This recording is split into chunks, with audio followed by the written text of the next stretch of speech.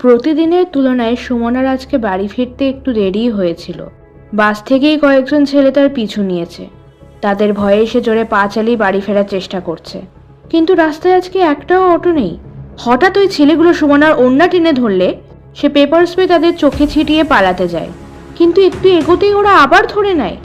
তখনই পাশ দিয়ে বাইকে একটা ছেলে যাচ্ছিল, সেই বাইক থামিয়ে ওকে বাঁচায়, কিন্তু সে হেলমেট খুললে সুমনা অবাক হয়ে যায়। সমর বলে ও চেঁচিয়ে ওঠে।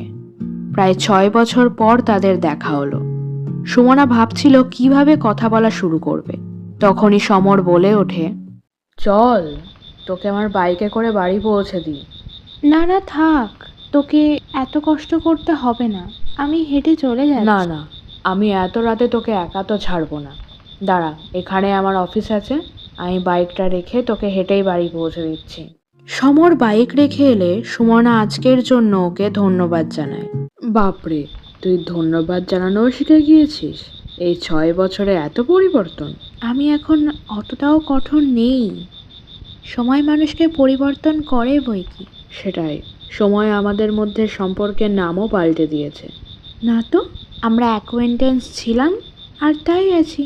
আজকাল ভালোবাসার সম্পর্ককে সবাই অ্যাকোয়েন্টেন্স বলে নাকি? ছাড়, বাদ দে। এই